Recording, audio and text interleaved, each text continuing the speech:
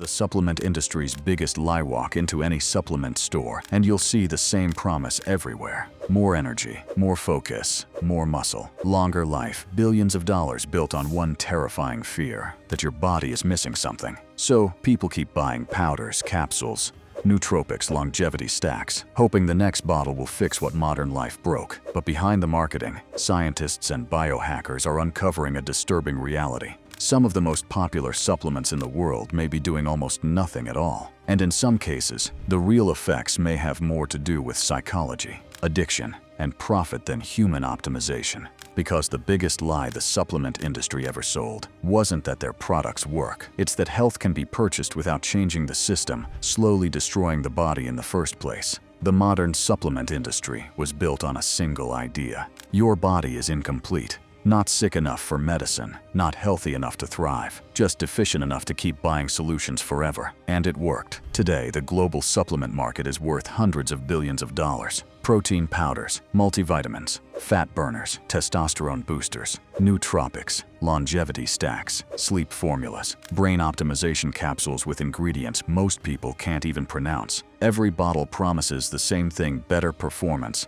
better health, a better version of yourself. But behind the branding, scientists have spent years uncovering a far more uncomfortable reality. Many supplements aren't solving the root problem at all. They're monetizing it because modern humans are exhausted, inflamed, sleep-deprived, overstimulated, nutrient-confused, and biologically disconnected from the environments their bodies evolved for. And instead of fixing those systems, people are increasingly trying to supplement their way around them. That's what trapped one biohacker in an endless cycle of optimization. At first, it started innocently: vitamin D for energy, magnesium for sleep, omega-3s for brain health. Then came the nootropics, adaptogens, recovery stacks, cognitive enhancers, hormone support formulas. Within 2 years, his kitchen looked less like a home and more like a laboratory.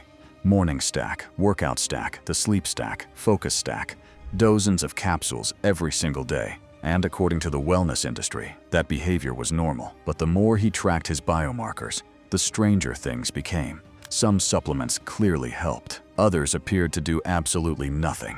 And a few produced effects so subtle they were nearly impossible to separate from placebo. That's when he started reading the actual research, and the illusion began collapsing immediately. Because while some supplements are supported by strong scientific evidence, especially in cases of real deficiencies, many popular products operate in a gray zone between emerging science, exaggerated marketing, and pure speculation. Researchers at institutions like National Institutes of Health have repeatedly warned that dietary supplements are not regulated with the same standards as pharmaceutical drugs. In many countries, companies are not required to prove long-term effectiveness before selling products to the public, which creates the perfect environment for manipulation. A study gets published, influencers amplify it, podcasters repeat it, a longevity expert mentions it once. Suddenly, millions of people begin swallowing a molecule they barely understand, and the psychology behind it is powerful. Supplements sell hope, hope that aging can be slowed, hope that focus can return, hope that exhaustion, brain fog, low motivation, and metabolic dysfunction can all be solved with capsules instead of lifestyle change. The industry understands this perfectly. That's why marketing language sounds almost scientific without saying anything concrete. Supports cognitive function, promotes vitality, enhances recovery. But the deeper he went into biohacking science, the more disturbing the pattern became. The healthiest people he studied weren't relying on massive supplement stacks at all. Most were obsessively focused on fundamentals: sleep quality, metabolic health, exercise, stress regulation, circadian rhythm, nutrition quality, recovery. Things impossible to package into a bottle. And that's a problem for an industry built on recurring purchases, because real health habits are difficult, slow, and often boring. Supplements feel easier, faster, more futuristic, more controllable. But the human body doesn't work like software. You can't fully override biological damage caused by chronic stress, ultra-processed food, sleep deprivation, and inactivity simply by adding pills on top of dysfunction. And yet, millions of people try every single day. That realization changed the way he viewed optimization forever. Because the supplement industry wasn't only selling products anymore. It was selling the illusion that humans could escape biology without changing behavior. and the deeper he investigated the science behind some of the world's most popular supplements, the darker the story became. Some supplements turned out to be genuinely useful. Vitamin D for documented deficiencies, creatine for strength and cognitive performance, omega-3 fatty acids linked to cardiovascular and brain health, magnesium for specific sleep and nervous system support in some individuals. Real science existed. That's what made the industry so dangerous, because truth mixed with exaggeration becomes incredibly difficult to separate. And companies understood that perfectly. The biohacker started noticing something strange while analyzing supplement trends online. The products gaining the most attention weren't always the most scientifically validated. They were the most emotionally marketed. Anti-aging breakthrough, unlimited focus, reverse cognitive decline, unlock hidden brain power. The language sounded less like medicine and more like transhumanism.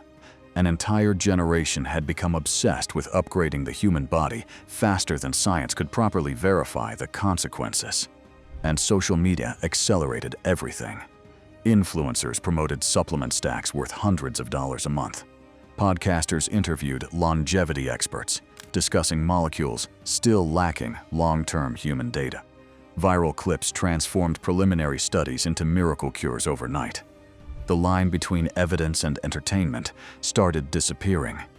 Then came one of the most disturbing discoveries of all. Many people taking supplements didn't actually know what feeling healthy was supposed to feel like anymore. Years of poor sleep, processed food, chronic stress, sedentary behavior, and dopamine overload had shifted their baseline so far into dysfunction that even tiny temporary improvements felt revolutionary. A slight energy boost became life-changing. A placebo effect became mental clarity. A caffeine-heavy nootropic became brain optimization.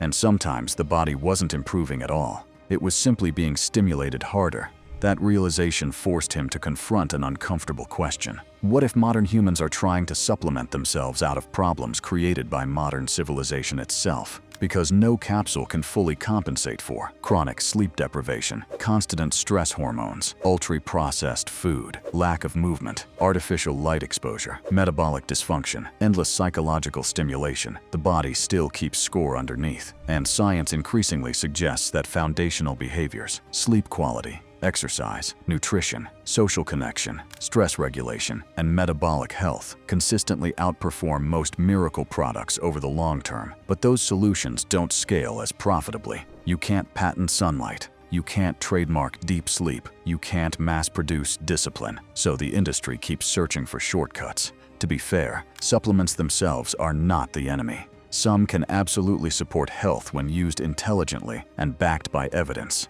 The real danger begins when people start treating supplements as substitutes instead of tools. That's where the illusion becomes destructive. Because optimization culture can quietly turn health into consumer addiction. Always another stack, another protocol, another molecule, another promise that the next purchase will finally unlock the perfect body or mind. But human biology was never designed to be hacked infinitely without consequence. And maybe that's the biggest lie of all. Not that supplements are useless, but that health can be outsourced entirely to products. The biohacker eventually simplified almost everything. Fewer pills, better sleep, cleaner nutrition, more movement, less stimulation. Ironically, the less he obsessed over optimization, the healthier he became. Because real longevity may have less to do with chasing endless enhancement and more to do with removing the systems slowly poisoning the body in the first place. If this video changed the way you think about supplements, drop your thoughts in the comments. What's the biggest supplement myth you've ever believed? And do you think the wellness industry genuinely helps people or profits from keeping them dependent? And if you want more dark, science-backed stories about biohacking, longevity, AI, and the hidden industries shaping human biology, hit like, subscribe, and share this video with someone spending hundreds of dollars chasing health in a bottle. Because the future of human optimization may not belong to the people taking the most supplements. It may belong to the people who finally understand what the body actually